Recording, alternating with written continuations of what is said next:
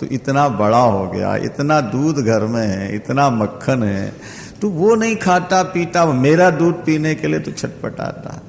कभी मैया मिट्टी लगाती है, कभी मिर्चें लगाती है, कभी कुछ करती, छोड़ दे अब तू नहीं हो। और भगवान कहते हैं मैया जब तक तेरा दूध न पीऊं मेरा पेट नहीं भरता। कारण क्या था? तो कारण एक और सुनो, बड़ा सुंदर कारण है। बोलो वृंदावन।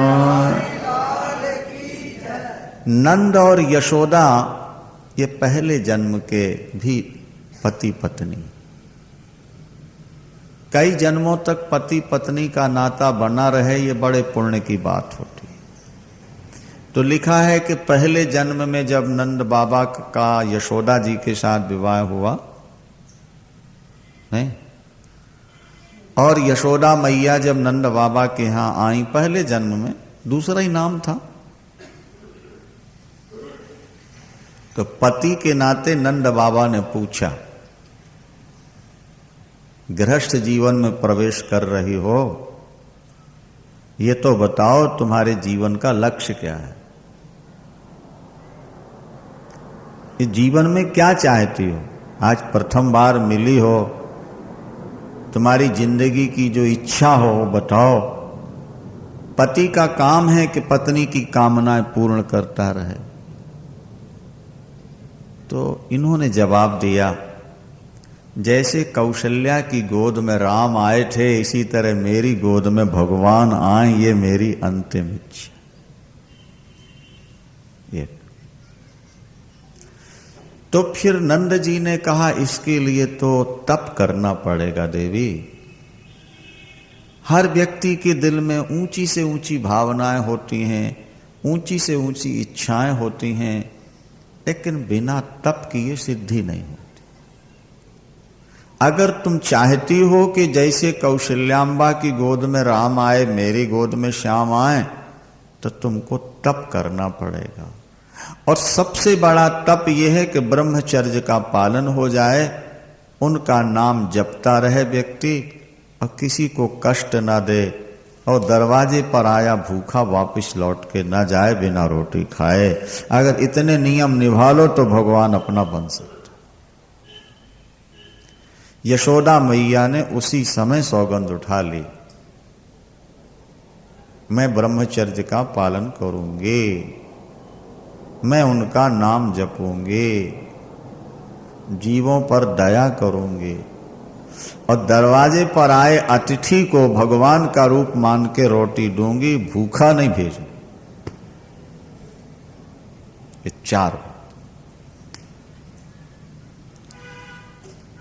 दूसरे दिन ही घर छोड़ दिया। सामने एक पहाड़ी थी, पहाड़ी के किनारे एक झोपड़ी बनाकर रहने लगे। तब नंद बाबा ब्राह्मण थे पहले जन्म, भिक्षा मांग के लाना, भगवान को भोग लगाना, आए अतिथि का सत्कार करना और उसके बाद प्रसाद पाना, और दोनों मिलके भजन कर रहे हैं। और देखो विवाह के समय से ही ब्रह्मचर्य पालन का संकल्प हो गया। कई वर्ष बीत गए। आने वाले अतिथि को भोजन देना, भूखा लौट के नहीं जाए, स्वयं भूखे रह जाए कोई बात नहीं, दरवाजे से कोई भूखा नहीं लौटे। ध्यान से सुनो। एक दिन कुछ विचित्र घटना घट गई। नंद बाबा भिक्षा मांगने के लिए गए और 3 व्यक्ति दरवाजे पर आ गए। एक ब्रह्मचारी है जिसके शरीर में बहुत तेज है, लाइट है, और 2 हैं उसके माता और पिता जो बहुत भूखे नजर आ रहे हैं। यशोदा मैया अकेली घर में थी झोपड़ी में। महाराज उन्होंने 3 आसन बिछाई, तीनों को बैठाला और जल ला के सामने रख दिया, सत्कार किया। ब्रह्मचारी जी ने कहा, देवी हमने सुना है कि आपके घर से अतिथि भूखा नहीं लौटता, इसलिए हम आ गए हैं। हमारे माता पिता 2-3 दिन के भूखे हैं, क्या इन्हें भोजन दे सकती हो? घर में 1 तोला आटा भी नहीं था, 1 तोला आटा भी नहीं, कनक। यशोदा मैया ने फिर भी धर्म नहीं छोड़, उन्होंने कहा महाराज विराजिए विराजिए, मेरा सौभाग्य है, मेरे घर आए हैं आप, भोजन करके ही जाइए। घर में तो कुछ था नहीं, बाबा अभी अभी गए हैं, जल्दी लौटेंगे नहीं। बैठाल के थोड़ी देर भगवान की चर्चा हुई और इतने में यशोदा जी ने कहा कि आप बैठो, मैं अभी भोजन का प्रबंध करती हूं। मैं जब तक लौट के ना आ जाऊं, आपको नारायण जी की शपथ है, सौगंध है, आप जाइएगा नहीं। घर में तो कुछ है ही नहीं, सामने एक पिंड था, गांव, वहां पहुंच गई। एक किराने की दुकान, व्यापारी का नौजवान लड़का बैठा है। यशोदा मैया के शरीर में बड़ा तेज था, सौंदर्य था, ब्रह्मचर्य का पालन करने से तेज छलकता है। क्रीम पाउडर की सुंदरता तो ये आर्टिफिशियल है, कहां तक सुंदर बनोगे, थोड़ी देर में फिर वैसे। ये जो लोग ज्यादा पाउडर आउडर पोतते रहते हैं ना, उनकी चमड़ी भी ऐसी गंदी हो जाती है कि फिर न लगाएं तो और ज्यादा भद्दे लगते हैं। नहीं समझ में आई बात? अरे तुम नेचुरल सुंदरता प्राप्त करो, थोड़ा ब्रह्मचर्य का पालन करने का अभ्यास करो, थोड़ा भजन करो, तो तुम्हारे शरीर में अपने आप सुंदरता छलकेगी। महाराज तुम बुढ़ापे में भी जवान नजर आओ। वो सब होता नहीं।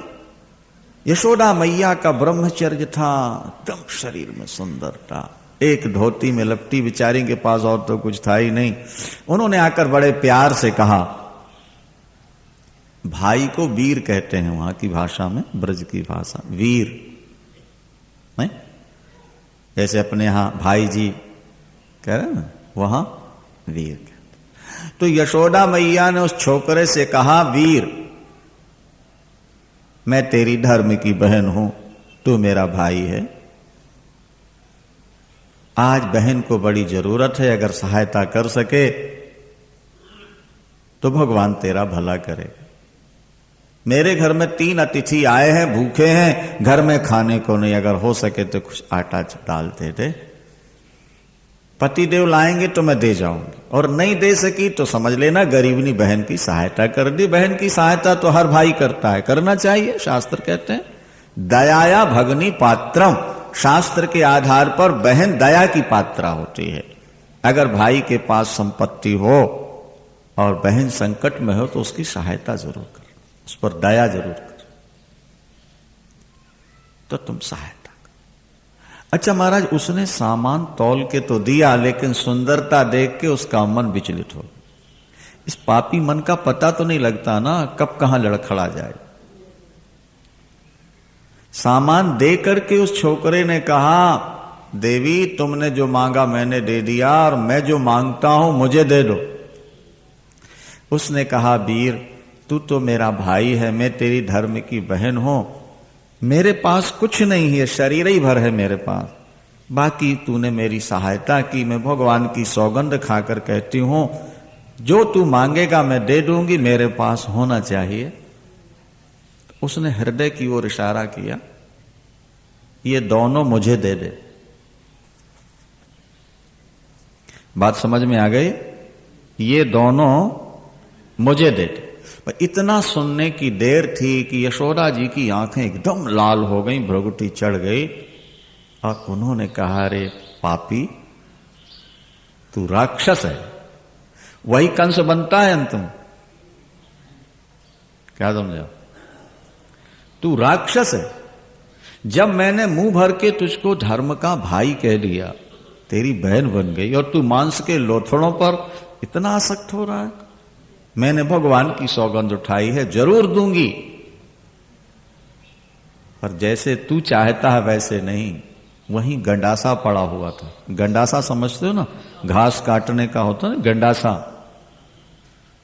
पड़ा था। उठाया और अपने दोनों उरोज काट के उसके मुंह पर फेंक के मारा यशोदा जी। ये ले मांस के लोथड़ों को संभाल, और उठाकर सामान भागी। उनको अंग कटने का, उसकी पीड़ा का कोई ध्यान नहीं था। ध्यान ये था कहीं अतिथि भूखे न लौट जाए। वो सामान उठाए भागती जा रही है, और ये खून से सारी साड़ी बिल्कुल तर-बतर। अपने अंग काटना अपने हाथों से महाराज कितना मुश्किल है, जरा कल्पना तो करो। रास्ते में चक्कर आ गया, गिर गई, बेहोश हो गई, होश आई, फिर सामान उठाया। बस चिंता ऐठी कि वो भूख न, और दूर से आवाज लगाई, महाराज मैं आ रही हूं, जाना नहीं जाना नहीं, ऐसा कहते कि दौड़ती गई। और जैसे सामान रखा, श्वास बढ़ गई थी, कटने की पीड़ा, बस सामान रखते ही गिरी बेहोश। बेहोश हुई यशोदा, और ब्रह्मचारी ने एकदम उठाया, उठाकर गले लगा लिया। और गले लगाया, जब यशोदा जी की आंख खुली, मुझे किसी ने गले लगा रखा है। आंख खोल करके देखा तो वो ब्रह्मचारी नहीं है, चतुर्भुज भगवान विष्णु ने गले लगा रखा है। और जो अंग काटे थे वो ज्यों के त्यों फिर हो चुके हैं, कहीं कोई निशान भी नहीं है। भगवान की आंखों से आंसू टपक रहे थे। उन्होंने कहा, मां हम तुम्हारी परीक्षा लेने आए थे। तुम कौशल्या जैसा बेटा चाहती हो, जैसे कौशल्या को राम मिले थे, तो जाओ अब तुम यशोदा बनोगी।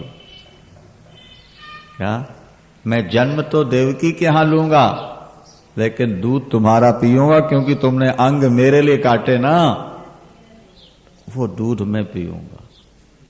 मैं जन्म तो देवकी के यहां लूंगा, लेकिन दूध तुम्हारा पीऊंगा, क्योंकि तुमने अंग मेरे लिए काटे ना, वो दूध मैं पीऊंगा।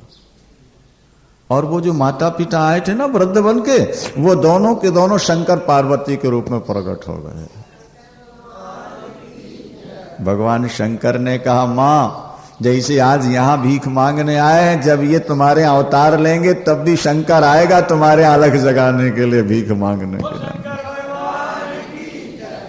और यशोदा और पार्वती जी ने कहा कि मां ये अगर देवकी की गर्भ से प्रकट होंगे तो मैं तेरे गर्भ से प्रकट हो जाऊंगी, योग माया बनकर।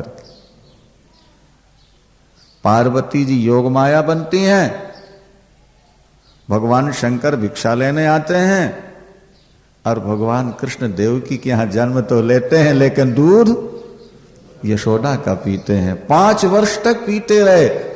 और मैया मना करती, लाला अब तू बड़ा हो गया, अब तू बछड़े चराने जंगल जाने लगा, अरे छोटे बच्चे दूध पीते हैं, घर में इतना दूध।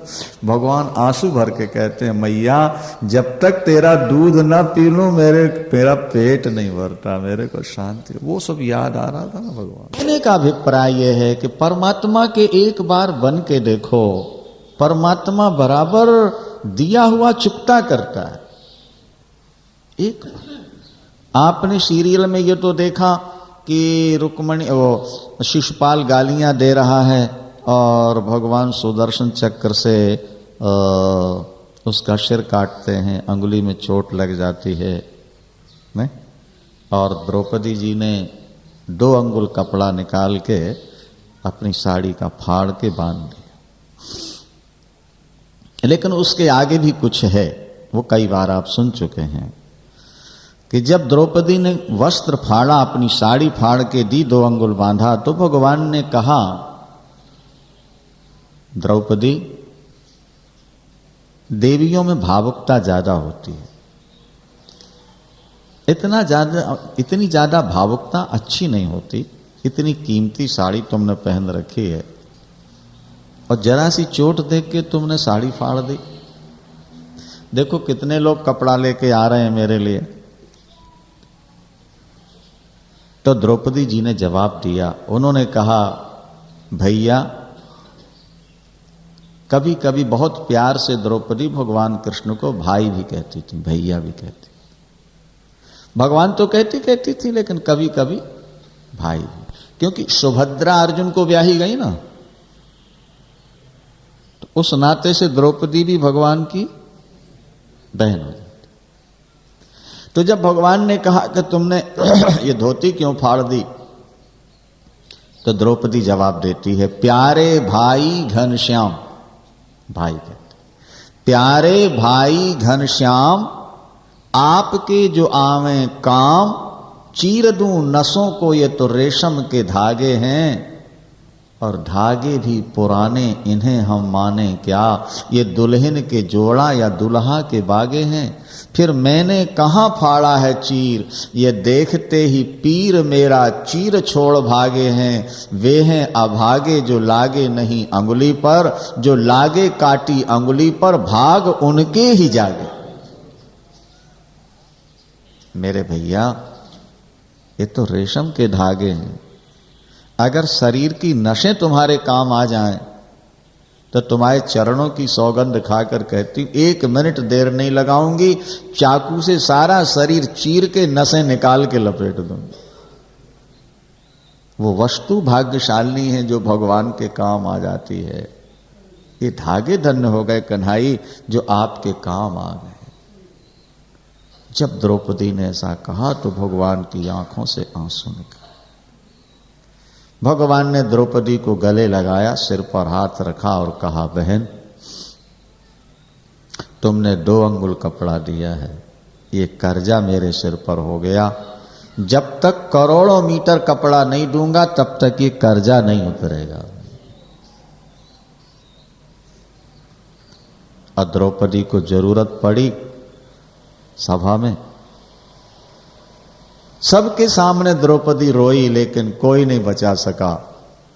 और जब द्वारिकावासी को पुकारा तो वो द्वारिकाधीश साड़ी बनकर के द्रौपदी के शरीर में लपट गए। नारी मध्य सारी है कि सारी मध्य नारी है, नारी ही की सारी है कि सारी ही की नारी है, पता ही नहीं लगा। ये चमत्कार था। और उसके बाद भी जब द्रौपदी ने ये कहा कि प्रभु आप मेरे अपवित्र शरीर में साड़ी बनकर लिपट गए, आपने मेरी लाज बचा ली, मैं आपका कर्जा कब चुका पाऊंगी, तो भगवान ने कहा, द्रौपदी अभी तो मुझे कर्जा चुका लेने दे, उसके बाद तू सोचना। ये मेरा कर्जा तेरे ऊपर नहीं चढ़ा, बल्कि तेरा जो कर्जा चढ़ा था उसका ब्याज चुकाया है, मूल तो अभी बाकी पड़ा हुआ। भगवान कहते, नमो वै द्वारिका वासिन कृष्ण गोपी जनप्रिय। महाभारत में लिखा। जब साड़ी खींचने लगी थी ना, तो द्रौपदी ने हाथ उठा के, नमो वै द्वारिका वासिन कृष्ण गोपी जनप्रिय। तो भगवान कहते हैं कि जो तूने मुझको कृष्ण गोपी जनप्रिय द्वारिकावासी कृष्ण कह के पुकारा, उसका कर्जा अभी बाकी है, अभी तो वो ऋण बढ़ रहा है, अभी तो ब्याज मात्र दिया है मैंने। जिसने तेरे बाल पकड़ के खींचे हैं, जिन लोगों ने भरी सभा में तेरी बेइज्जती करनी चाहिए है, कृष्णा कान खोल के सुन ले। तेरे खुले बाल पकड़े हैं ना उसने। इन 100 भाइयों की पत्नियों के बाल खुल जाएंगे। विधवा स्त्री बाल नहीं बांधती थी सनातन धर्म में। क्या 3 दिन बाल खुले रखती थी स्त्रियां महीने में, और विधवा हो जाए तो फिर हमेशा के लिए बाल खुल जाते थे, या अस्तुरा से सिर मुड़ा देती थी। क्योंकि जब पति नहीं रहा तो श्रृंगार की जरूरत क्या, फिर तो संन्यास हो। तो भगवान ने कहा, द्रौपदी तेरे खुले बाल इनने पकड़े हैं, इसलिए एक दिन वो समय आएगा जब इन 100 के 100 भाइयों की स्त्रियों के बाल सदा के लिए खुल जाए। क्या? और वे भुजाएं रण के बीच में उखाड़ी जाएंगी, जिन भुजाओं ने तेरे बाल छुए। जो मेरा बन जाए उस पर अत्याचार करने वाला कुत्ते की मौत मरता है। बोलो वृंदावन। तो मेरी बन चुकी हो, निश्चिंत रहो। थोड़ा सा भी ईश्वर के नाम से दिया जाए तो वो ठाकुर उसको बहुत मानते, बहुत मानते। अस्तु।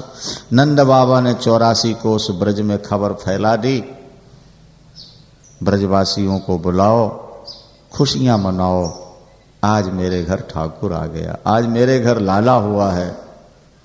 महाराज 84 कोस ब्रज के ब्रजवासी अपने अपने छकड़ों में, गाड़ियों में दूध दही मक्खन के मटके भर भर के ले चल। कहाँ जा रहे हैं? सब ठाकुर के यहां जा रहे हैं। गोपियों से कहा कि तुम भी बैठ जाओ छकड़ों में। गोपियों ने कहा हम पैदल जाएंगे। उनको लगता था कि इनके छकड़ों से भी हम पहले पहुंचे। दर्शन की लालसा थी ना ठाकुर के। आज तो सेठानी जी मंदिर क्यों नहीं आती? बोले कार नहीं है, कार के बिना बेकार। बेटा कार ले गया तो सेठानी यहां नहीं आ सकती, वो कोठी सामने ही है। पैदल आने में बेइज्जती होगी ना बेचारी। अरे भगवान ने तुमको इतना दिया, तुम अब बेटा कार ले गया है तो तुम स्कूटर में नहीं आ सकते, 3 व्हीलर में 10-5 रुपये ही तो खर्च होगा। तुम्हारी इतनी ऊंची शान है कि तुम भगवान के दरबार में भी बिना कार के नहीं जा सकते। ऐसा ना हो किसी दिन वो बेकार बना दे, किसी काम के न रह जाओ। बोलो वृंदावन। गोपियां पैदल जा रही हैं, पैदल। उन्होंने कहा इन पैरों की साथ। देखो एक और बहुत बढ़िया बात यहां लिखी है, ध्यान से सुनो जरा। श्रीमन नारायण नारायण नाम।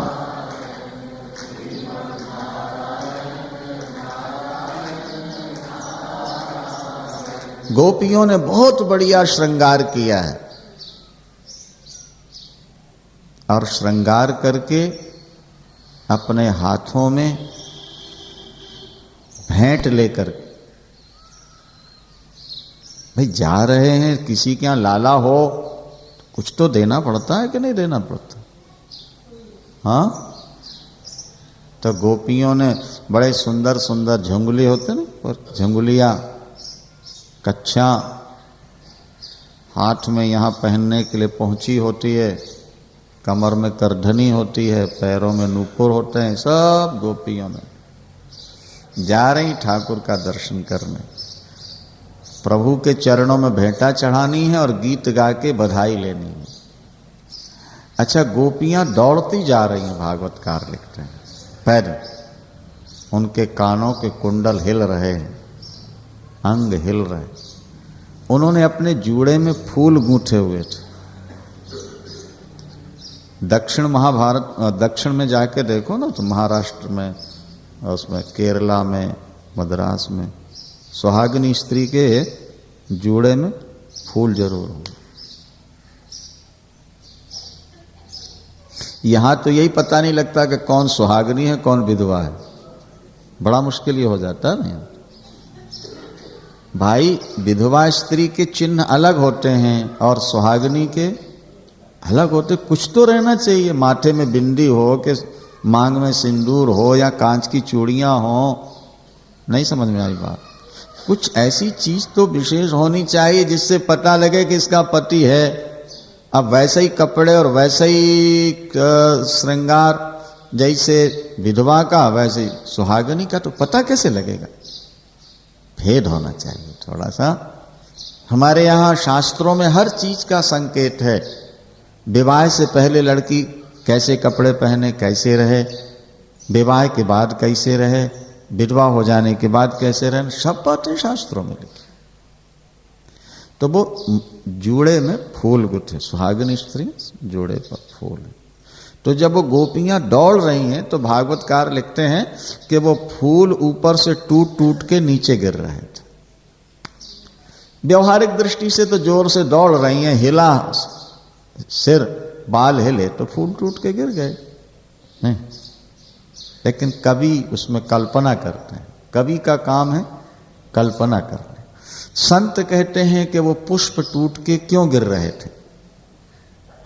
बोले इसलिए गिर रहे थे कि ये गोपियां भगवान का दर्शन करने जा रही हैं, तो पुष्प सोचते हैं कि जो भगवान का दर्शन करने जाए वो तो भगवान का स्वरूप हो जाता है, उनके सिर पर बैठने के बजाय चरणों में लौट जाएं, इनके पैर की ठोकर लग जाए तो हमारा उद्धार हो जाए।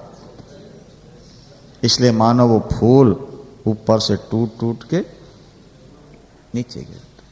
वृंदावन पहुंच गई है महाराज। नंदालयम सबलया ब्रजती बिरोजुर ब्यालोल कुंडल पयोधर हार शोभा, दिव्य शोभा गोपांगनाओं की। वहां जाकर के ठाकुर का दर्शन करती हैं, भेंट चढ़ाती हैं, खाली हाथ नहीं।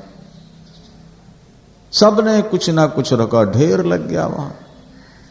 और जब भगवान का दर्शन हुआ, ठाकुर के बड़े लंबे नेत्र थे, कान तक विशाल लंबे नेत्र, घुंघराले बाल, दिव्य मुखारविंद, दिव्य शरीर।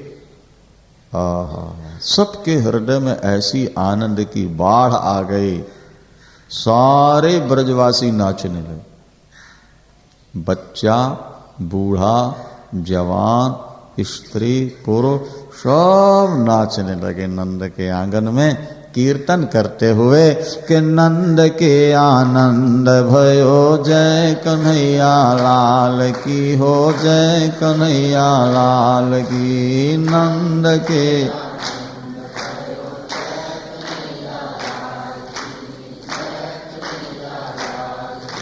नंद के आनंद भयो जय कन्हैया लाल की, जय कन्हैया लाल की। नंद के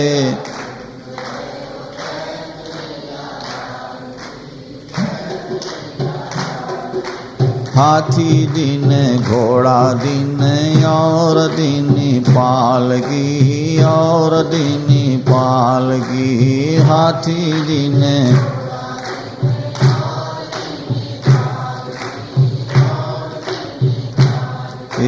हाथी दिन घोड़ा दिन और दिन पालगी, और दिन पालगी। हाथी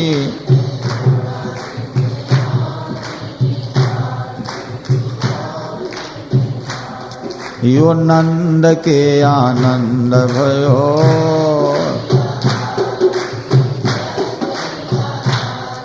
ओ नंद के आनंद भयो।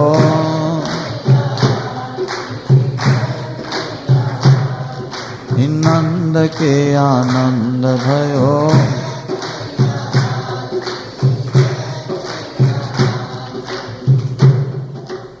ज्वानन को घोड़ा दीने, ज्वानन को घोड़ा दीने, बूढ़न को पाल की हो, बूढ़न को पाल की।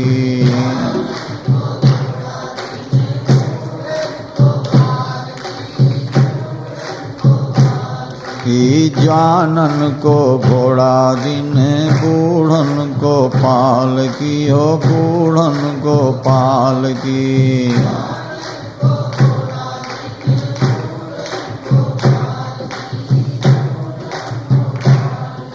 नंद के आनंद भयो।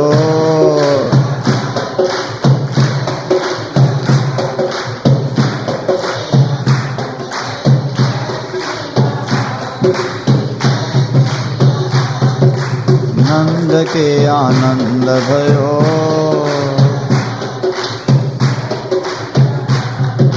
जय कन्हैया लाल की हो, जय कन्हैया लाल की।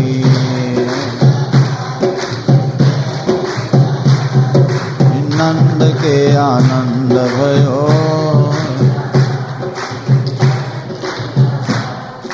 नंद के आनंद भयो।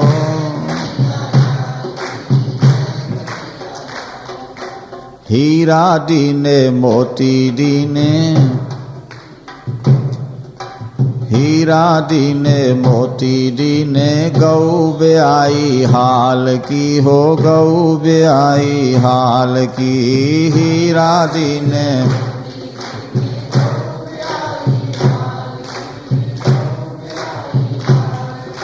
हीरा दीने मोती दीने, गौ ब्याई हाल की हो, गौ ब्याई हाल की।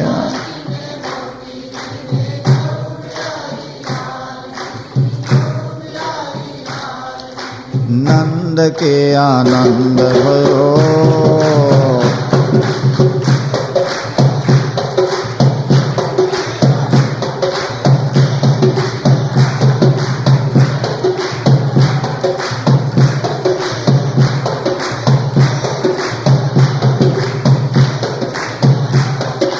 जय कन्हैया लाल की, जय कन्हैया लाल की, जय कन्हैया लाल की हो, जय कन्हैया लाल की, जय कन्हैया। नंद के आनंद भयो,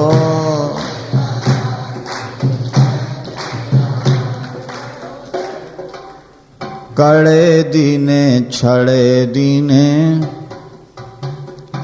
कड़े दीने छड़े दीने, दीनी बिंदी भाल की हो, दीनी बिंदी भाल की। कड़े दीने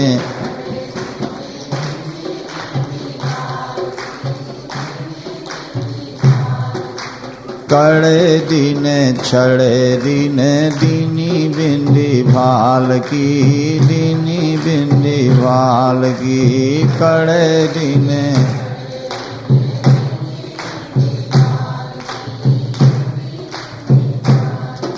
नंद के आनंद भयो,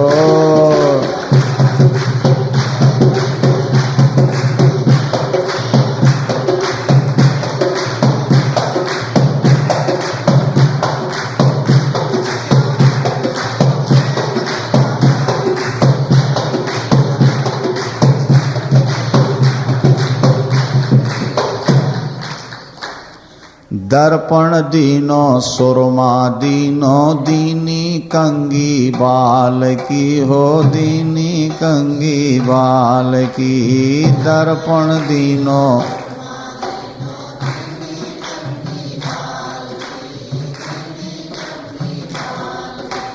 दर्पण दीनो सुरमा दीनो, दीनी कंगी बाल की, दीनी कंगी बाल की। दर्पण दीनो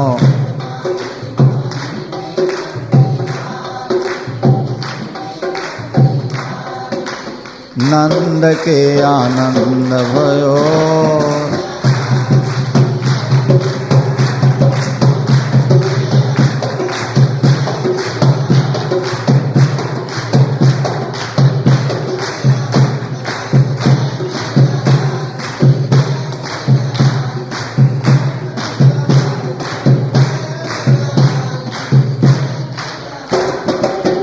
वृंदावन बिहारी लाल की। कब दिन व्यतीत हो रहा है, कब रात्रि व्यतीत हो रही है, ब्रजवासियों को पता नहीं लग रहा था। परमात्मा सामने हैं और दही और माखन लुटाया जा रहा है, खिलाया जा रहा है। सारे गोकुल में दूध दही माखन का कीचड़ हो गया है, दधी कांदो बन गया। नंद बाबा मथुरा चले गए टैक्स देने, कंस को समाचार सुनाने, और यहाँ कंस ने पूतना भेज दी। छठी का दिन था, पूतना आ गई। छठी का दिन। जीव जब भजन में मस्त होता है, आनंद में डूबने लगता है, तो माया कोई ना कोई ऐसा संकट भेज देती है घर में कि व्यक्ति का मन भगवान से हटके समस्या में लग जाता है। पूतना माने अविद्या, माया। माया नहीं चाहती कि जीव आनंद में डूब जाए, वो बाधा डालती। व्रजवासी आनंद से नाच रहे थे, इतने में पूतना बढ़िया मेकअप करके एकदम लक्ष्मी जी जैसी सुंदर बन के आ गई, और भगवान पलना में पड़े थे, आंख बंद किए, उठा लिया।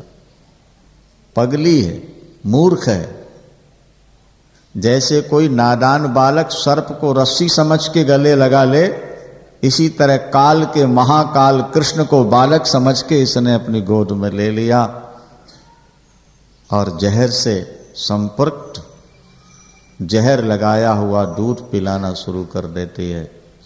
भगवान ने जहर भी पी लिया और जहर पी के जब प्राण पीने लगे तो चीख उठी, सा मुंच मुंचाल मिति प्रभाषणी, अरे छोड़ दे छोड़ दे। भगवान ने कहा मैं जिसको पकड़ लूं फिर छोड़ता नहीं हूं। बोलो वृंदावन। ये पकड़ के छोड़ना स्वार्थियों का काम होता है और पकड़ के किनारे लगा देना ये परमात्मा का काम होता है। बाबा आकाश में उड़ गई एकदम, जैसे रॉकेट जाता ना ऊपर, ऐसे बड़ी भयानक राक्षस।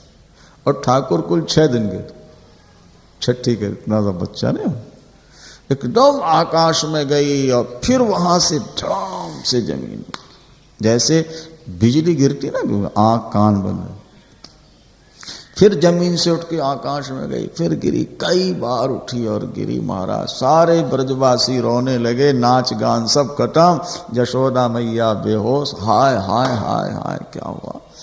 अंतिम बार जब ऊपर से गिरी, बस गिरते ही उसके प्राण निकल गए।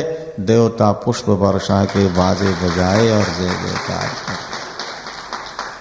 ब्रजवासियों ने दौड़ के देखा, पड़ी थी, बड़ा विशाल, कई मील के तो वृक्ष एक नहीं बचे, कई मील के।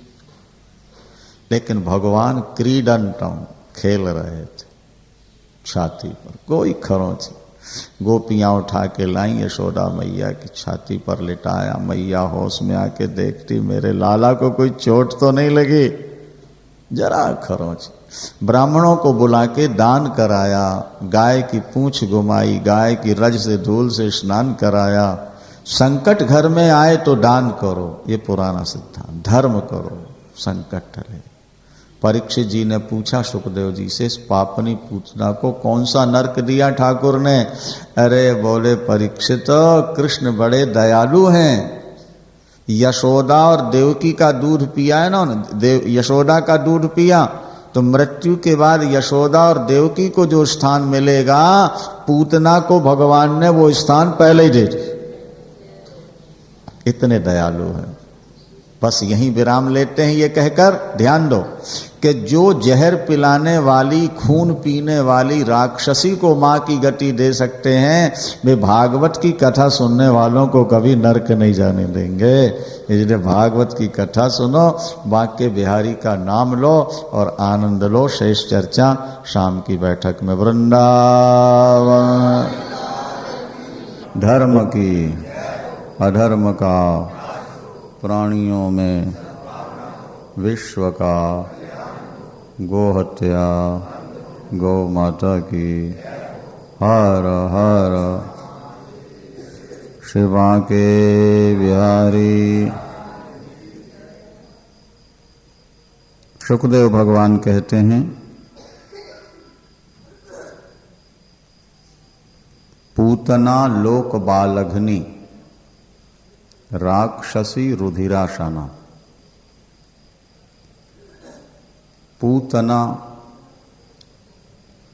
जो पवित्र न हो उसको पूतना कहते हैं। पूत माने पवित्र होता है, तो पूतना जो पवित्र न हो। अपवित्र कौन है? बोले माया। माया अपवित्र है, दुख रूपा है। लोक बालघनी ये बच्चों को मारती है और उनका खून निचोड़कर पीती है। राक्षसी रुधिराशना। भगवान की पूजा करने नहीं आई, वो भगवान का दर्शन करने नहीं आई, बल्कि जिघांसया, हंतुम इच्छा जिघांसा तया जिघांसया, वो भगवान को मारने की इच्छा से आई है, वो जहर पिलाने आई है, लेकिन प्रभु उसको माता की गति देते हैं।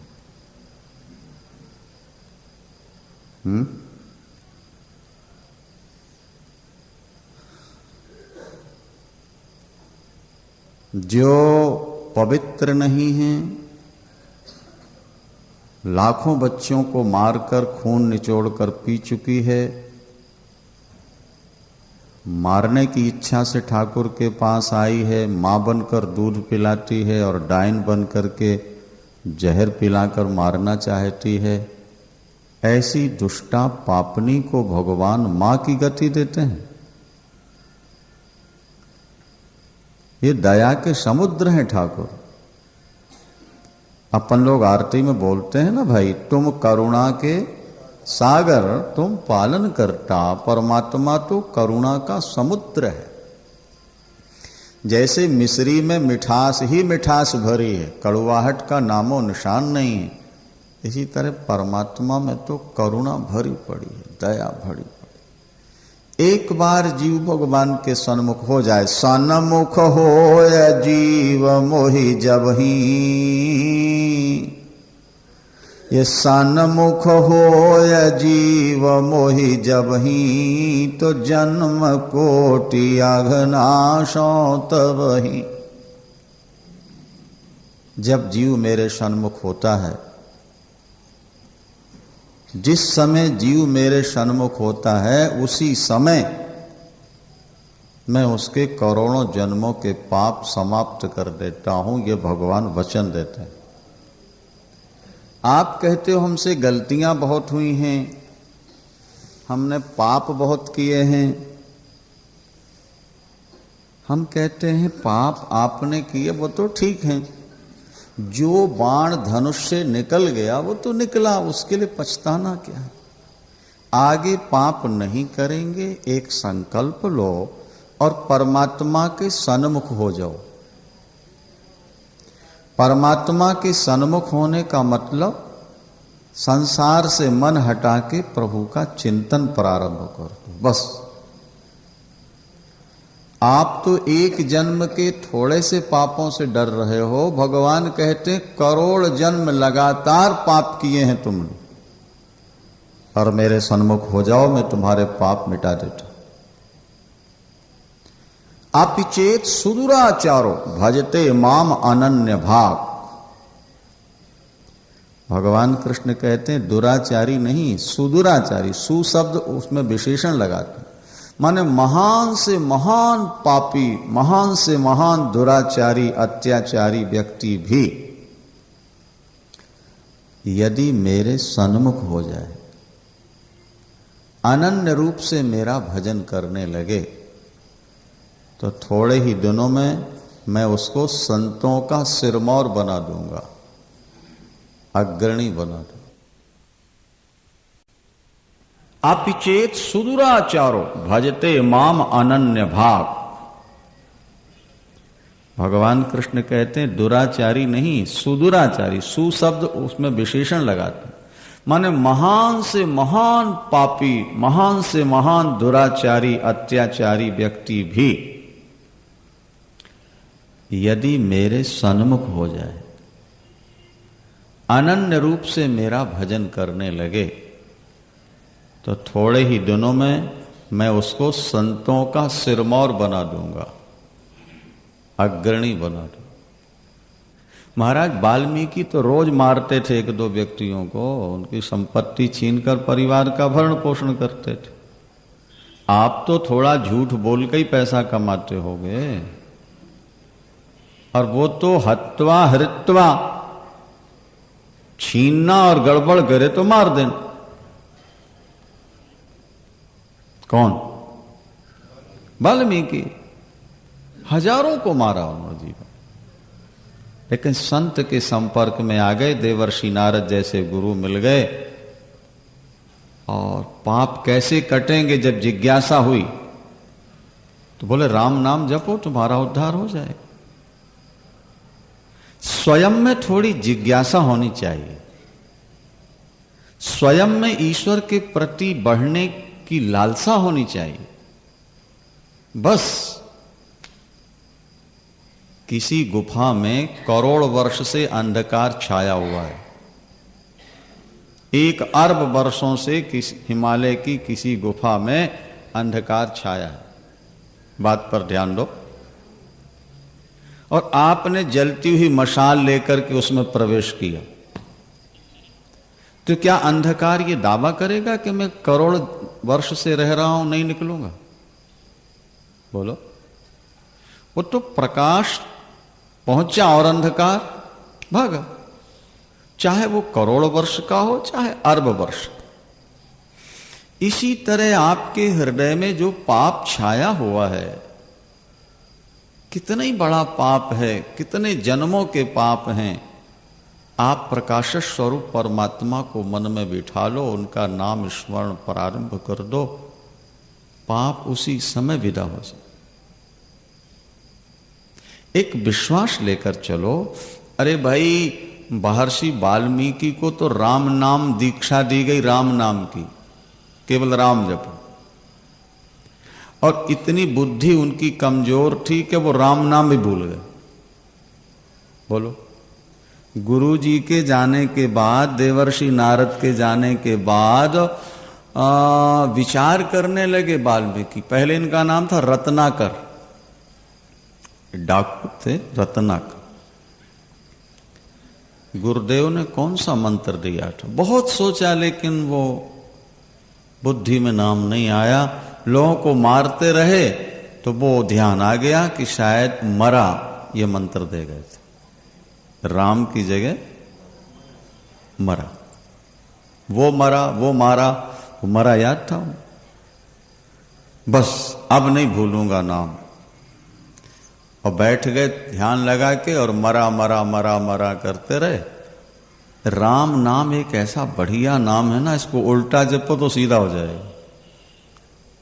तो फुटबॉल की तरह है, गोल मटोल ये नाम। आप मरा मरा कहो, थोड़ी देर राम हो जाएगा अपने आप। मरा मरा मरा मरा मरा मरा मरा मरा मरा, देखो मरा बोलो ना, राम हो जाए। मरा मरा मरा मरा मरा मरा मरा मरा मरा मरा। तुलसी अपने राम को अरे रीझ भजो या खीझ, उलटो सूधो जामी है, खेत परे को बीज। किसान कनक बोता है तो एक एक दाने को थोड़ा जमीन में गाड़ता है, वो तो फेंक देता है या नली के द्वारा जमीन के अंदर पहुंचा देता है। वो कनक उल्टी सुल्टी कैसे भी पड़ जाए मिट्टी में, अंकुर तो निकलेगा, ऊपर आएगा कि नहीं आएगा उसका। तुम ईश्वर का नाम लेना प्रारंभ तो करो, कैसे ही प्रारंभ करो, वो तुम्हारा कल्याण करे। लोगों ने ठाकुर जी से पूछा कि आपने इतनी पापनी को मां की गति दे दी, तो भगवान कहते हैं मैं पाप नहीं देखता, नहीं, मेरा काम किसी के पाप देखना नहीं, जो मेरे सन्मुख आ जाए मैं उसका पाप नहीं देखता। जब उसने मुझको दूध पिला दिया तो वो मेरी मां बन चुकी, बस आगे पीछे कुछ सोचना नहीं हमको। जिसका हमने दूध पी लिया वो तो मां हो गई।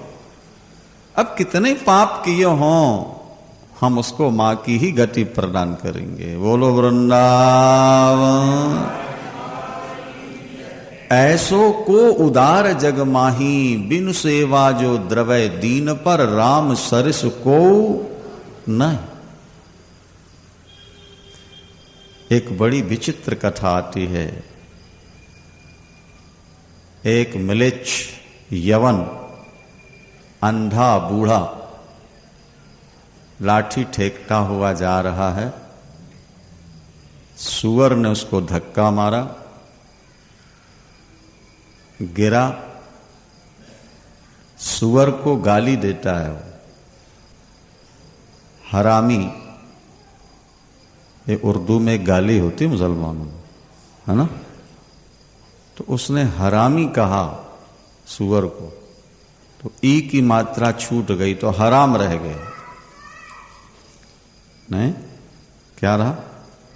हराम। तो हाथ थोड़ा सा अलग कर दो तो बाकी क्या रहा?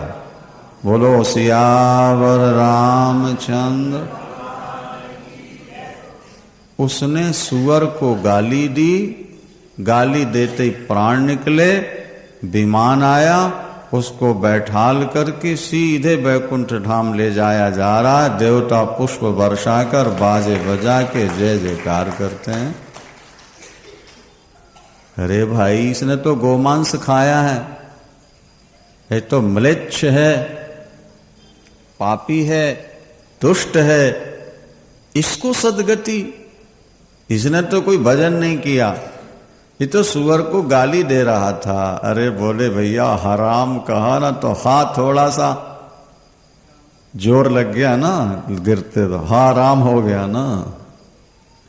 हराम जो गाली था वो हराम हो, जरा सा हा में जोर लग गया, बस राम निकल।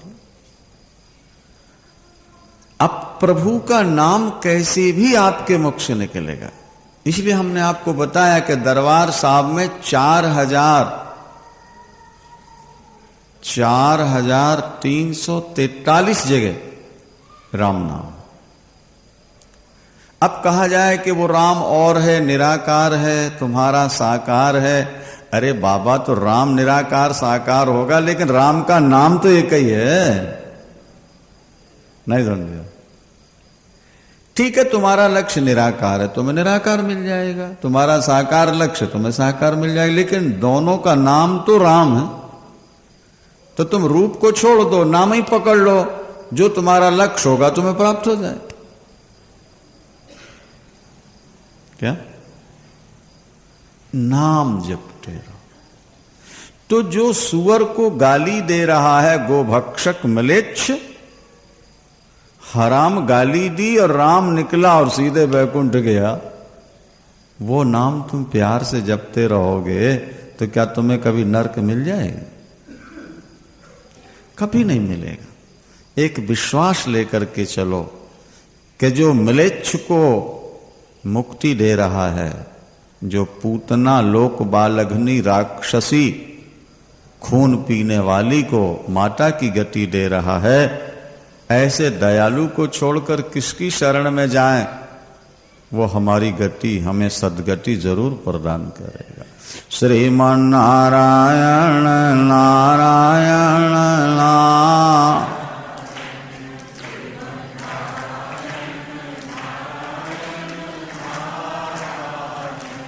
भज मन नारायण नारायण नारायण भज मन।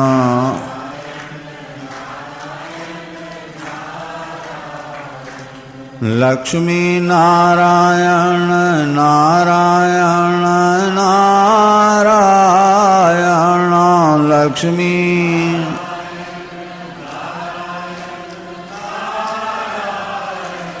श्रीमन नारायण नारायण नारायण श्रीमन।